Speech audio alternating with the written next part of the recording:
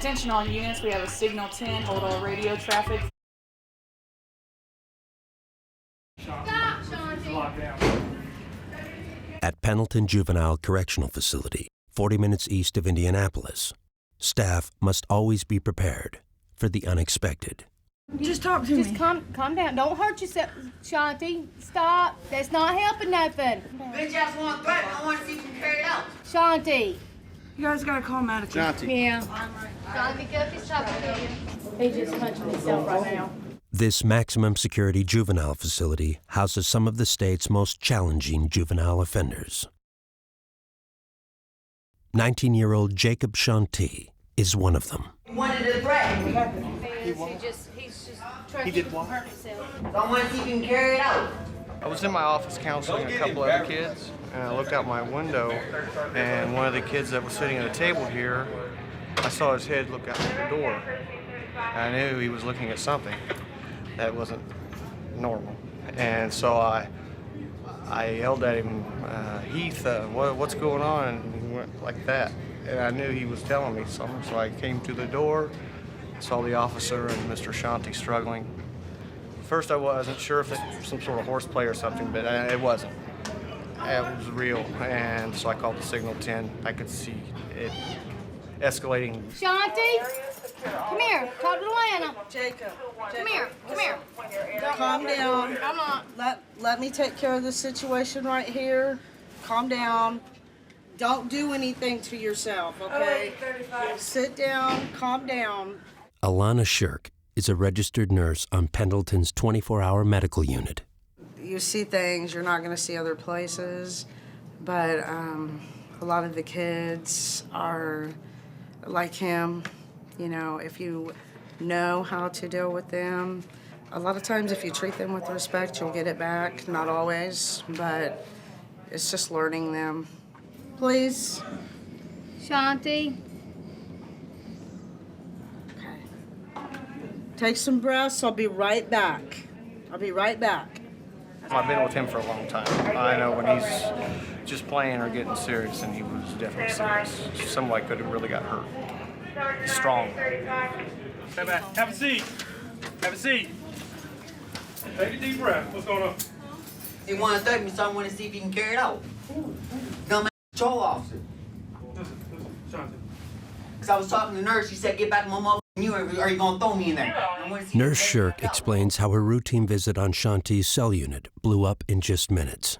I'm real familiar with him, and actually when I went in the unit, I seen him sitting there, and I kind of did this, just kind of joking. So he came through the door because he wanted to talk to me. And he was asked to go back in, and he didn't like the way he was asked, and he exacerbates really easily. Anger isn't Jacob Shanti's only problem. There are more disturbing issues in his background. He feels no pain. Look at his arm. He's a self-mutilator. He cuts on himself for self-stimulation. I've been his counselor for 2 years. I've been with him. Had to restrain him 3 or 4 times. When he's angry, he tends to hurt himself. But a little one-on-one and, you know, just talking with him a little bit a lot of times works. But will you contract with me right now that you won't do anything else? Mm-hmm. Promise? Okay, and then once you leave timeout, you heard once he's calm. In about 10 minutes, I want to send him down there. Then let him calm down, and I'll give him some one-on-one. I'll see you in a little bit. Okay? All right. Randall Sawyer is the charge nurse in Pendleton's medical unit. Here, staff sees more than 150 offenders a day for everything from daily med distribution to serious offender battery. Self-cutting is also no surprise.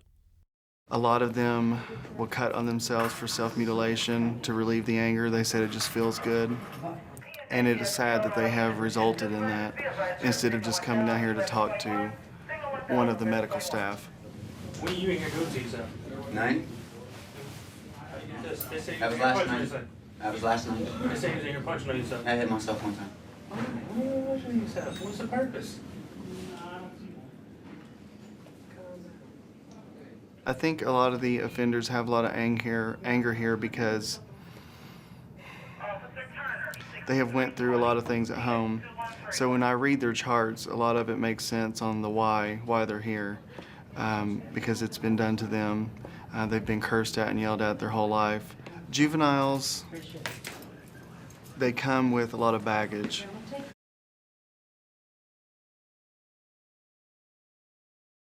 No one knows about a lifetime of baggage more than 18-year-old Pendleton inmate Michael Jones. I'm an ex-white supremacist. That's why I'm on this unit. It's a gang unit.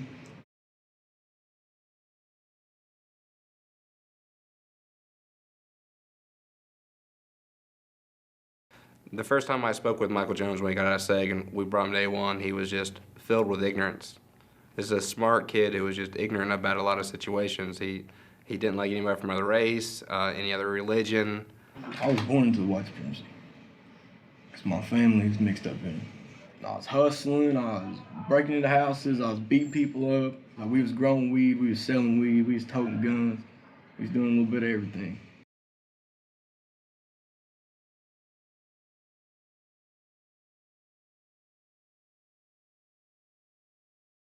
Early on, we did a room search and actually found a picture of Ava Braun in his belongings that he had posted as like a centerfold. Like he thought Ava Braun was a supermodel or centerfold that he would look up to because of the ties with Adolf Hitler.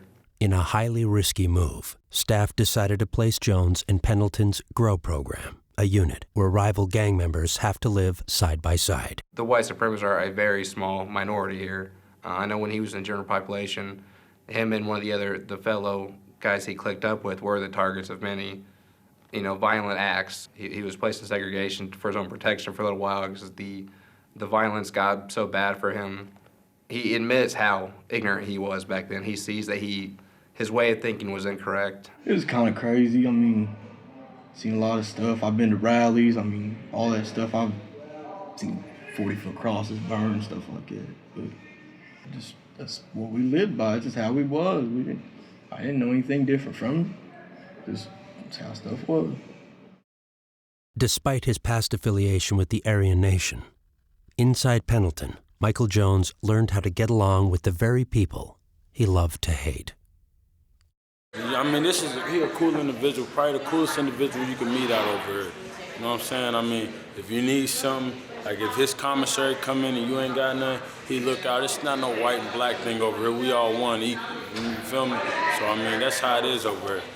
Mike Jones, everybody love Mike Jones. You can't get mad at Mike Jones, man. You just can't. More than 300 male offenders are locked up behind the razor wire fences of Pendleton Juvenile Correctional Facility.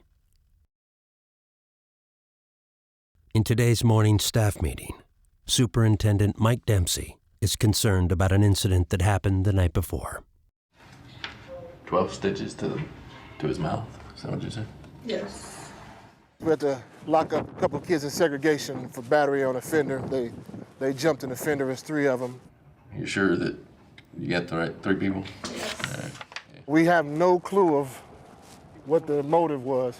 With confirmation that an attack occurred, Dempsey doesn't waste time ordering the perpetrators locked up. Place them in segregation, and you have enough information to issue the violations? Yes. While the investigation continues. You don't know what to expect, so you're just ready for anything. They have battered staff on occasion, so you just ought to expect anything, be ready. All the rooms we just emptied out, sounds like we just filled back in. Go ahead and round them up. As the staff meeting ends, the 3 teen offenders have no idea officers Joseph Guy and Roderick Patterson are on their way to haul them off to SEG.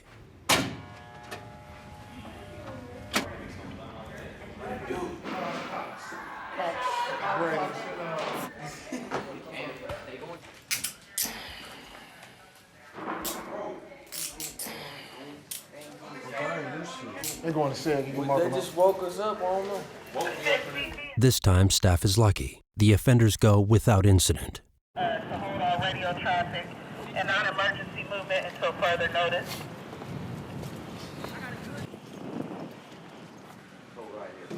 What's going on, Sarge?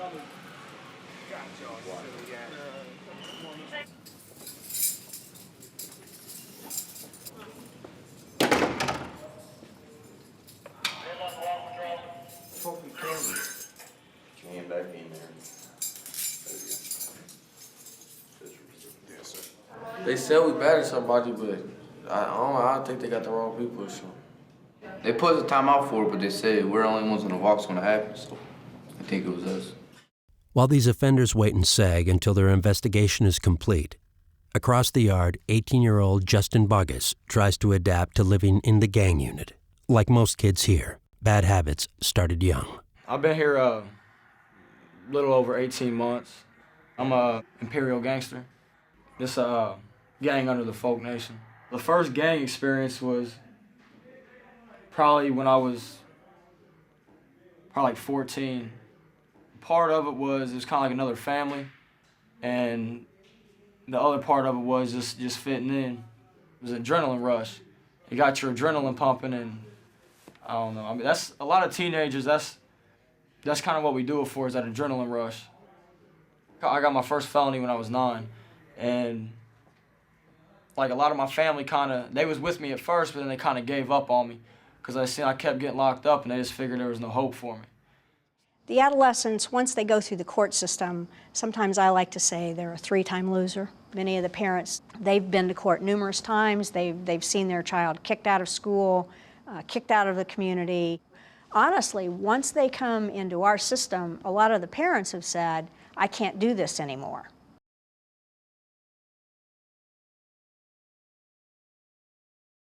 Indiana Department of Correction Commissioner David Donahue says it takes a special kind of person to work with the juvenile population.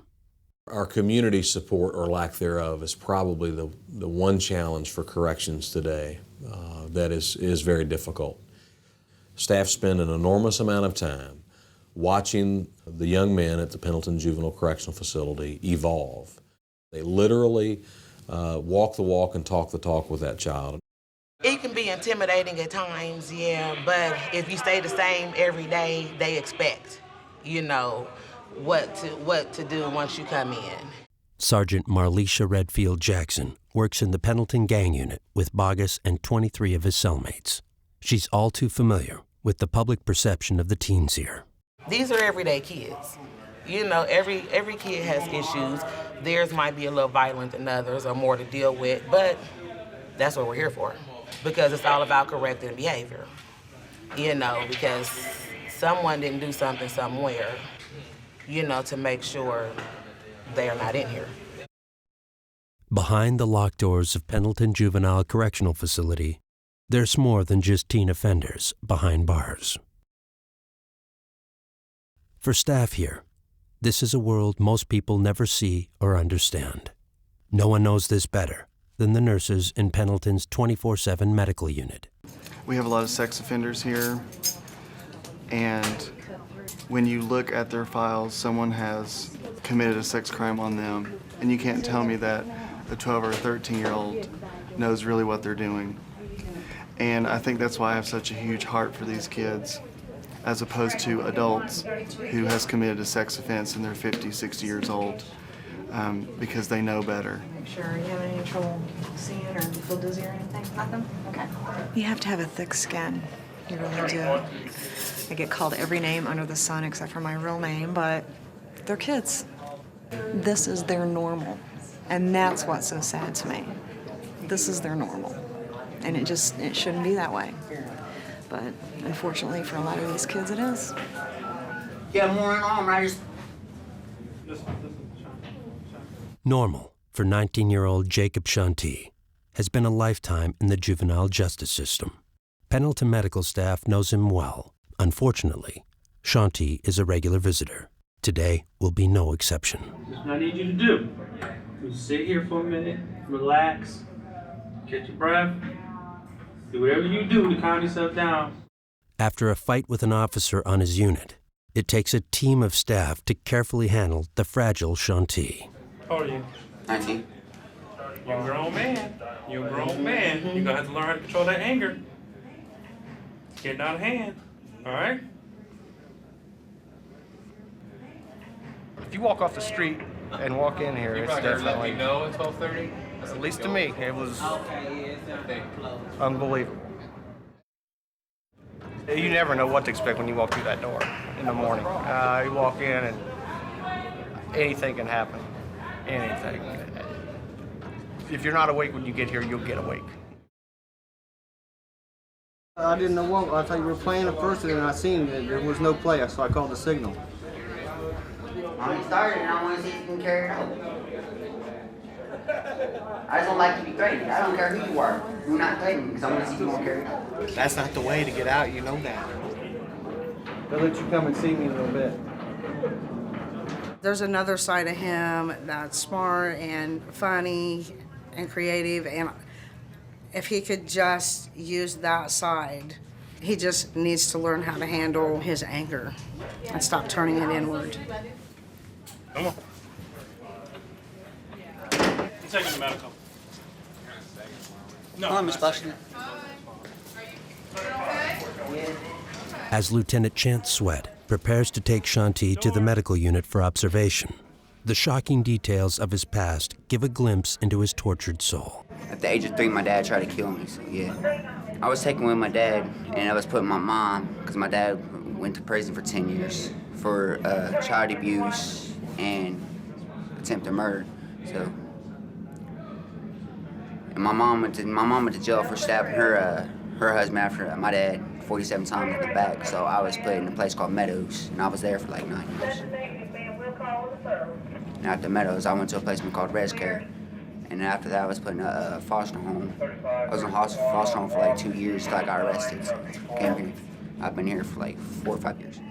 By the time we're trying to make a difference in the lives of the kids that we have at this facility, they have been through an awful lot. They've been through years and years of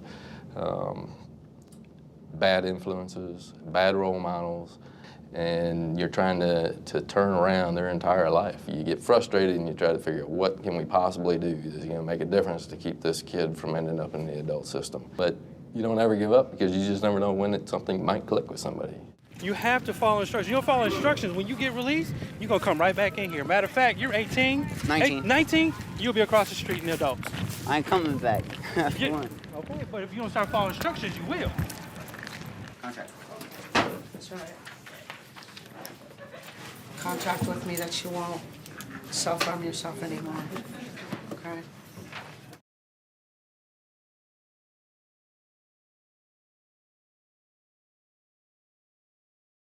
Did you learn something from this experience? Follow instruction. Yeah. Follow instructions. They always keep you out of trouble. With over 300 teens behind bars, the challenges inside a maximum security juvenile facility can run the gamut. One challenge is just the sheer energy level it takes to manage the day. So when we get kids in our system, it's usually the end result of phenomenal interventions. But the young men and women that I have in our juvenile system today are here because they have threatened the fabric of public safety. It was a different set of problems that landed 18-year-old Adam Cameron in Pendleton. My biggest problem in life is just stealing things, touching things that don't belong to me. Grand Theft Auto, stole stuff. It started when I met a girl when I was 13. Then I started running away. I got in a gang and went on from there. Then the gang had me do things.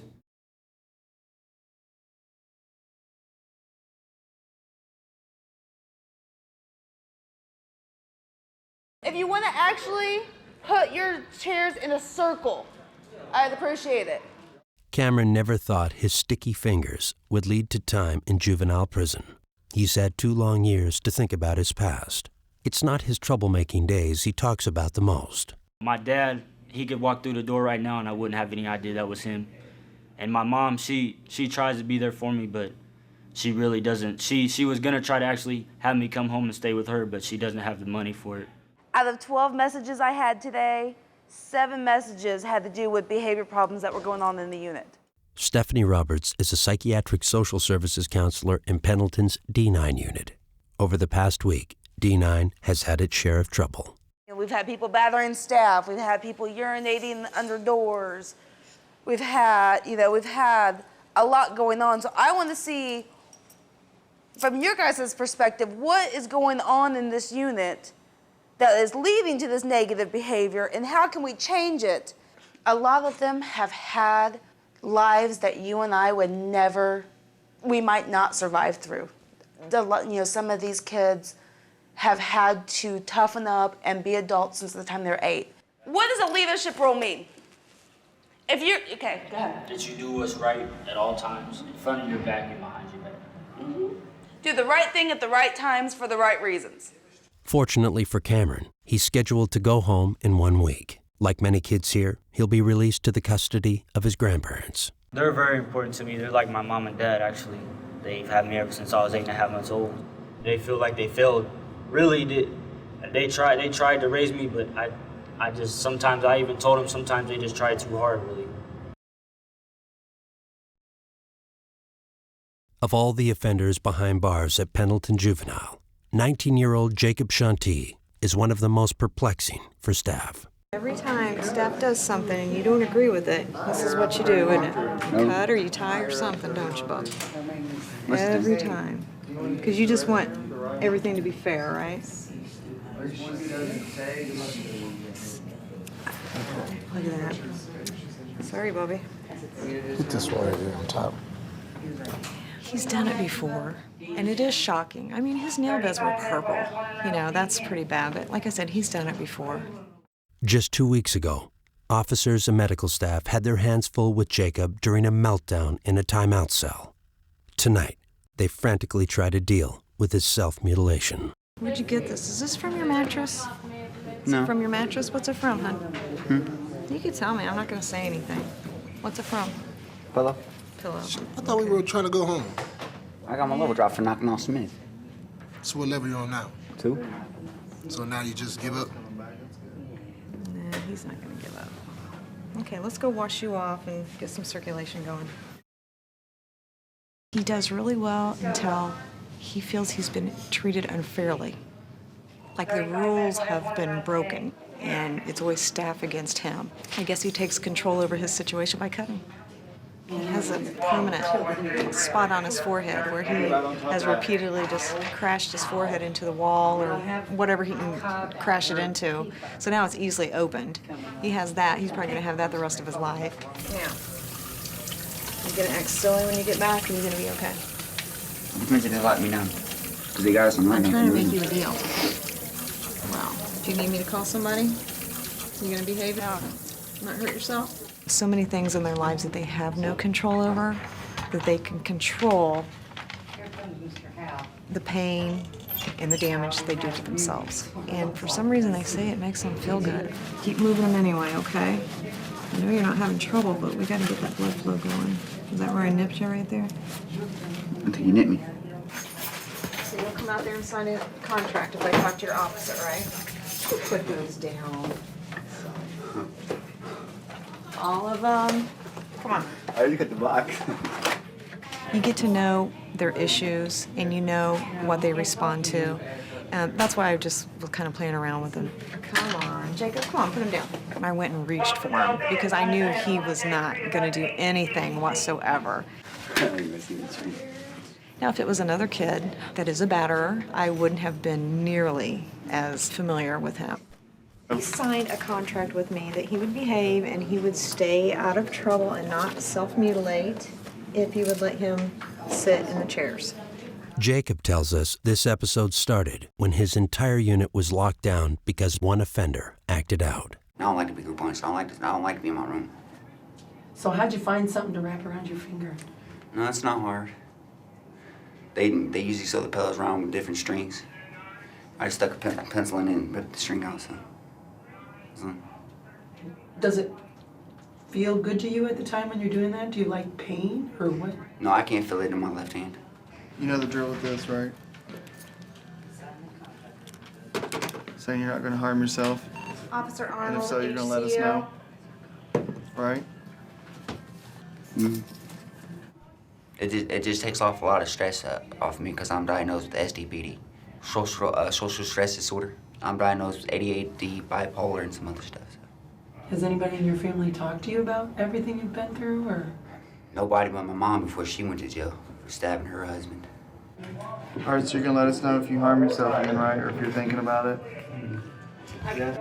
What I really want to do is when I turn 21, I want to come here and be an officer so I can show kids the way I grew up, and they don't want to grow up like that.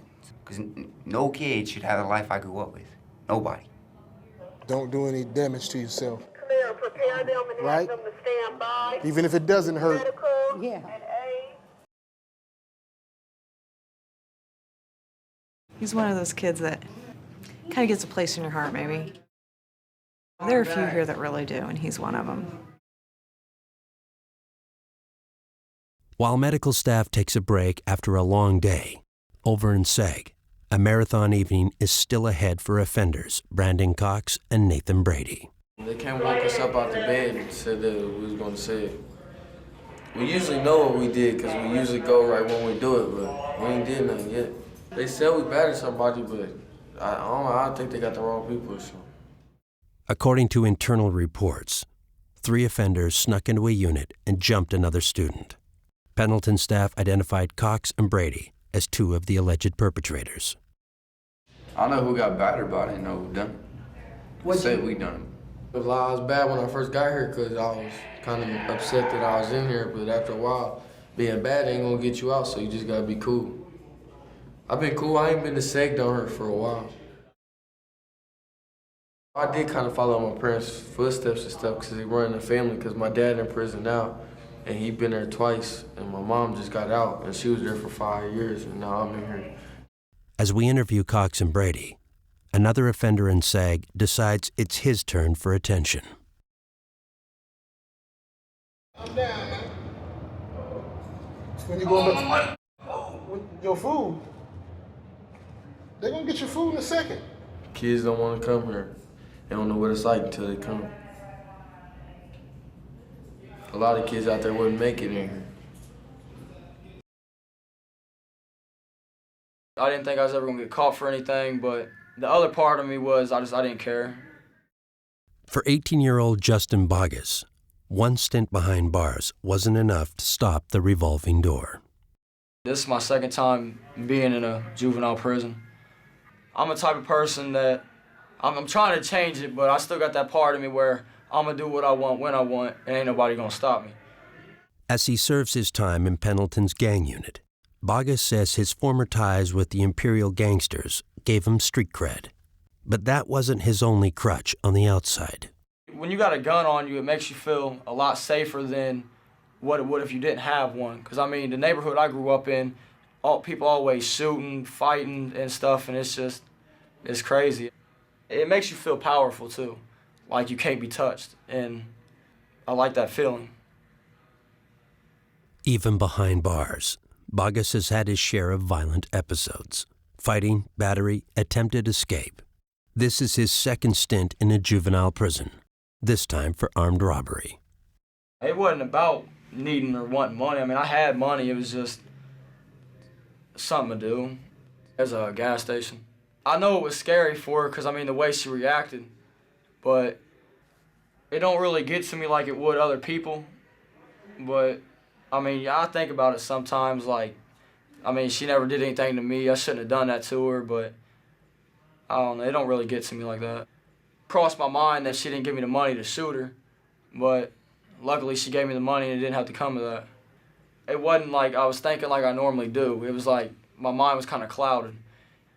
The first time like I ever pulled a gun on somebody or something like that, yeah, it kind of made me like a little nervous and stuff. Like, what if I have to shoot him and I go to prison and stuff? But after you do it like so many times, it just becomes like normal.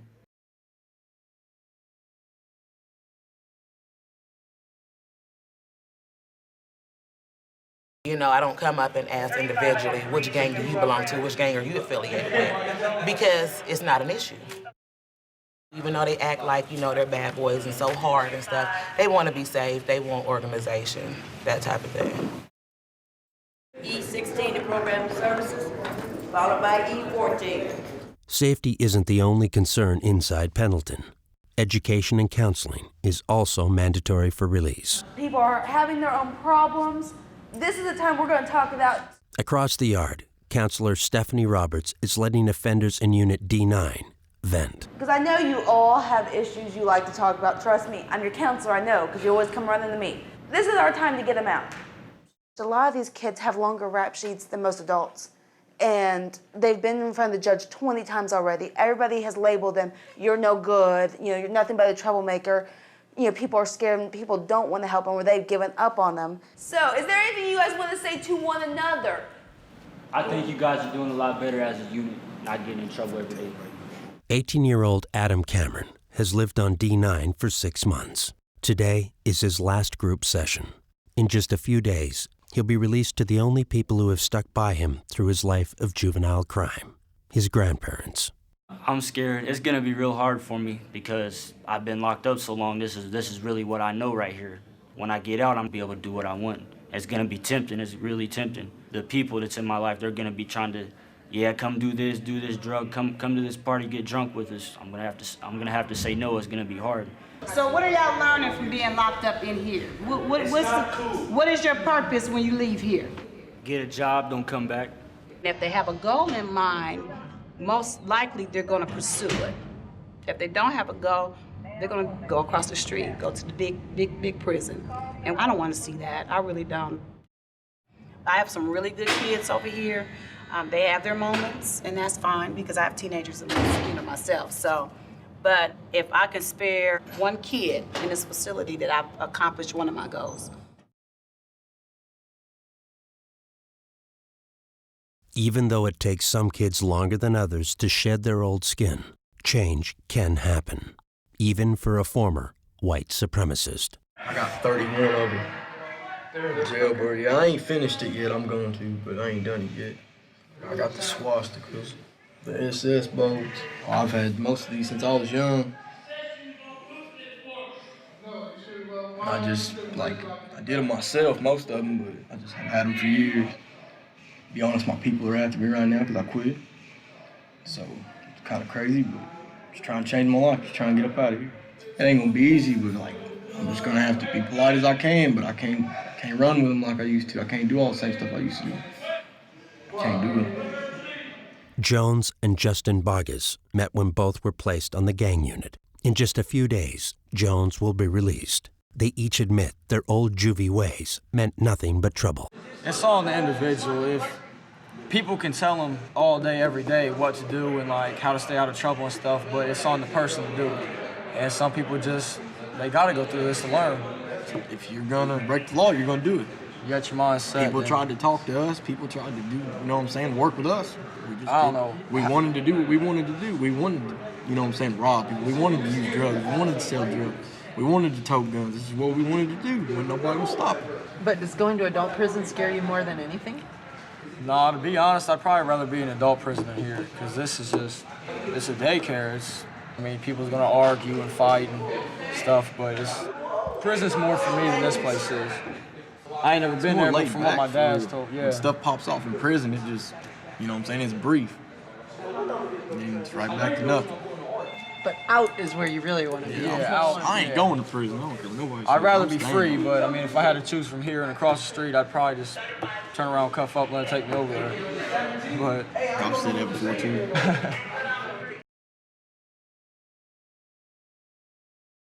Over the past 12 months, former Aryan Nation gang member Michael Jones has morphed from white supremacist to model offender inside Pendleton. Several good things came from me being locked up. You know what I'm saying? I figured out that, I got to interact with different racial groups, different people. It helped me out, you know what I'm saying? Because in life, you can't hate it. It's too mixed up now. The world's too mixed up. This ain't the 60s and 50s. Can't be segregated no more. You know what I'm saying? I got my GED. That's a big deal. I never thought I was going to get my GED. Never.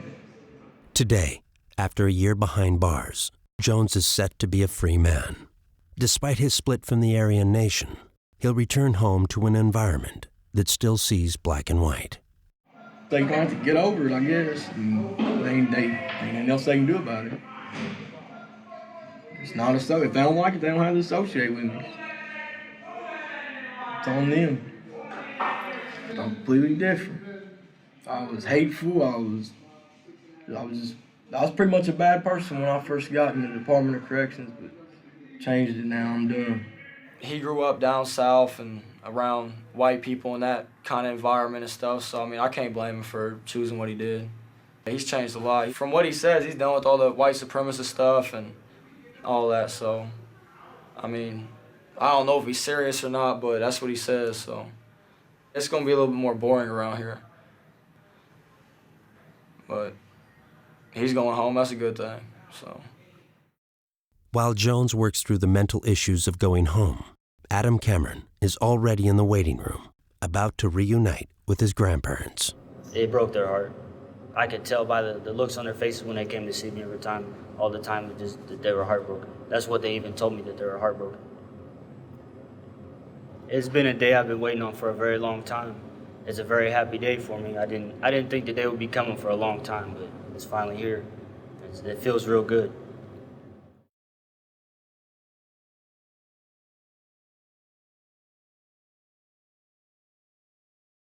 Hi, come on in. So you're here to pick up Adam, huh? We sure are. Well, he's anxiously awaiting. We are too.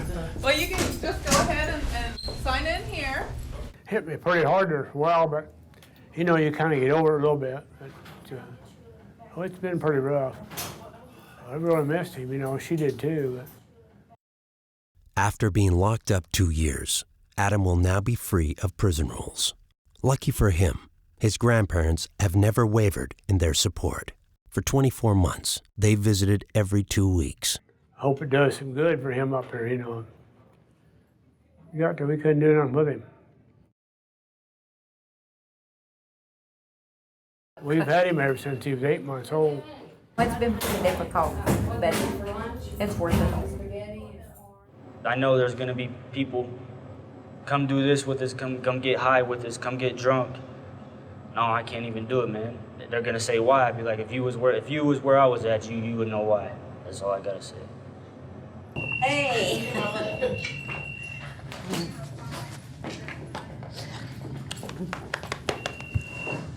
It's so good to see you. Yep. All right.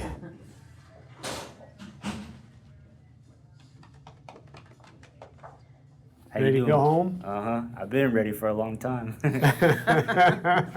Yeah, last time I want to be in one of these places. It's gonna be the last time. Unless you get locked up. I'm not gonna let you get me locked up. We're getting old and we're not gonna be able to take care of him forever, so we want him to be able to function on his own. Are too small. My Okay. clothes are too small. Your clothes are too small. Yes. Well, what happened? I've gotten bigger, I guess. Well, Look at that. can't you put them on and pull your shirt down over it? No, I can't. You're going to have to. Oh, You no. want to wear that out? Are you sure you can't? No, these are too tight. Well, I just Go try. I don't just want did you to. try. We'll have. Okay. We'll just get you a pair of sweatpants because that way you won't be wearing that. After 2 long years and a teenager back at their side, Adam and his grandparents finally leave Pendleton.